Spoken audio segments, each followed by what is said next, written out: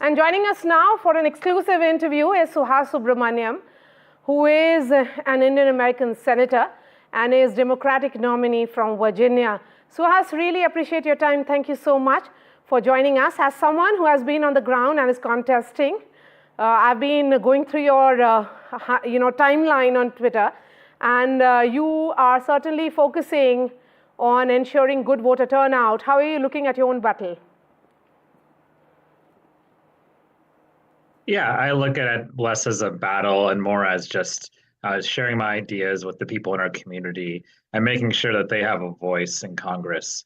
A lot of people here really love the work that Jennifer Wexton, who's the current congresswoman, has done, and making sure that she's a voice for all Virginians. And I want to continue that legacy. So that's first. And the second thing is, regardless of whether it's a red state or a blue state, I think it will be a blue state this November. I want to be someone who makes Democrats and Republicans feel like, they have a say in the future of our community. And there's a lot at stake right now. Our economy, federal workers, reproductive freedom. There's a lot on the ballot this November. So, I'm the name on the ballot, but in the end, I want to make sure that people have a voice and that I represent them well. And Mr. Subramaniam, you are representing a state which isn't really a battleground state, but given the fact that how crucial this battle is and how closely contested it is being seen as, do you think every state is a battleground state then? I don't know why Trump came to Virginia. I don't think he will win Virginia, but I think certainly we feel like, every person should come out and vote in Virginia because you just don't know what's going to happen, right? And so you don't want to stay at home. And so I want to make sure that people understand the importance of this election, regardless of which state they live in. Even if they live in the bluest state or the reddest state, it's still important to come out and make your voice heard. Well, we have down ballot elections like my election, for instance, where your vote can really matter. And I do think that Virginia will be blue, and I do think we will ultimately prevail in our race. But it's going to take everyone coming out and voting, and it's going to take our volunteers and team a lot of work to make sure that happens as well. And so we don't take anything for granted, but I certainly think that Virginia will be blue. And how effective and crucial is the vote of the Indian diaspora? Because this is the second largest diaspora in the United States. Traditionally it has always been Democrat supporter, but this time they are looking at even Donald Trump favorably. Yeah, I think everyone's vote is important, but certainly the Indian diaspora and really the South Asian diaspora, talking about Pakistani, Nepalese, Bangladesh, Sri Lankan, Nepalese. It's a very large community here in Northern Virginia, right outside of DC. And so I think they're going to have a big say in these elections, especially down ballot all across this region. Certainly, I'm proud to be someone whose family's from India, proud to be Indian American, but I'll be a voice for everyone, regardless. But certainly, it's one of the fastest growing voting blocs in this region, and I think it will have a say in this election. In terms of issues, I mean, there are several emotive issues at play. And today, of course, is the D-Day as far as the decision is concerned. The foreign policy has taken center stage in this election. As someone who is a voter and also a contestant, what is giving you hope that it will be Kamala Harris?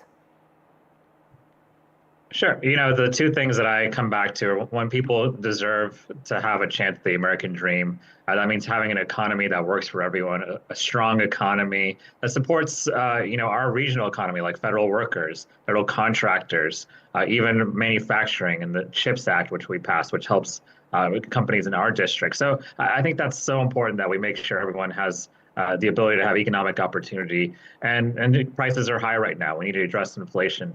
I also want to make sure people are safe, especially from gun violence. People are concerned about sending their kids to school and then having a school shooting. And that's really, it's something that's personal to me because my daughters are 2 and 4.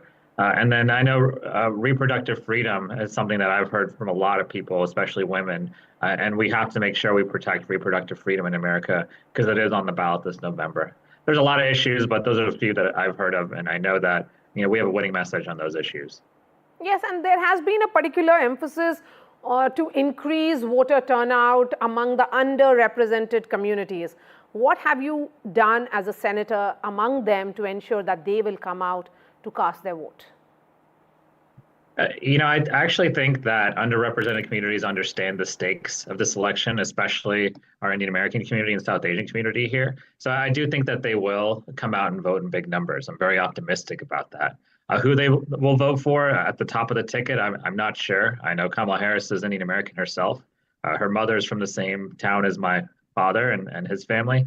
And so, it'd be special, I think, for a lot of people for her to get elected. But at the same time, I think our campaign has been about uniting Democrats and Republicans, people of different faiths, different backgrounds, different nationalities, and making sure that everyone has a voice. And I think that's a winning message, certainly in this region. I don't know about the rest of the country, but here I think people really want someone who's independent minded and who's a uniter and who will just fix problems and get things done. One of the talking points which made this election deeply polarizing was what Donald Trump had spoken in the context of immigrants.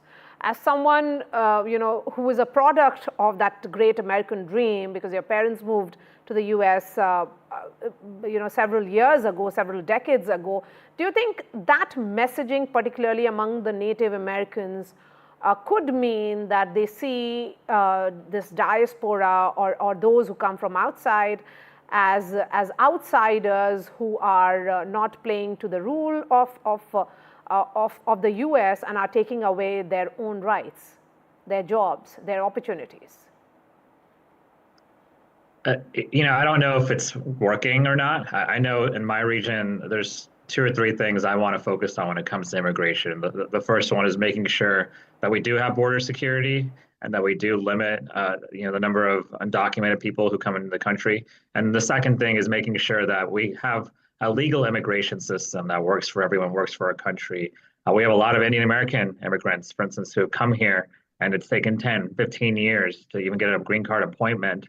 Sometimes they're denied outright, and they're contributing a lot to our economy. They're paying taxes, they're doing great work, and they're filling much needed jobs. And so we need to make sure that we have a legal immigration system in place that works for everybody and that gives everyone a chance of at least a status change, if not citizenship, much sooner, because that will be a huge advantage for our country. It'll also help with the US-India relationship and the US relationship with other countries as well, if we're welcoming to people from their country into our community.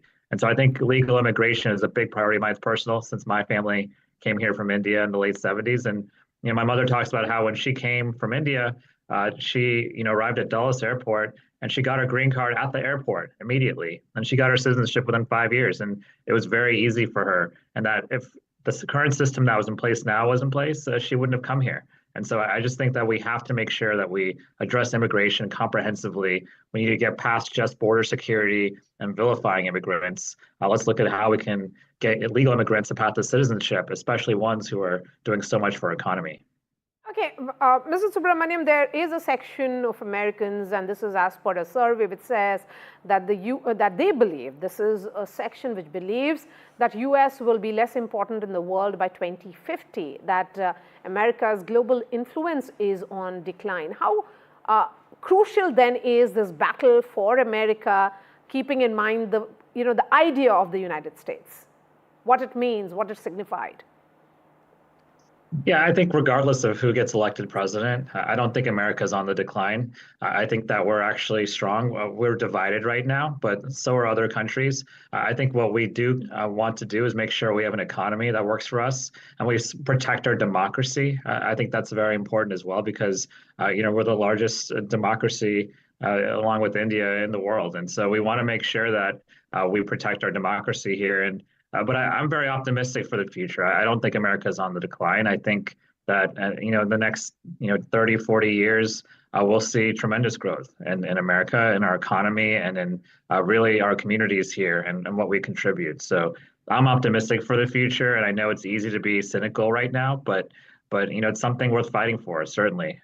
My girls are 2 and 4. I want to make sure that when they're my age, that they inherit a country with great promise and a world with great promise. Subramaniam, wishing you all the best. Thank you so much for joining us and sharing your views.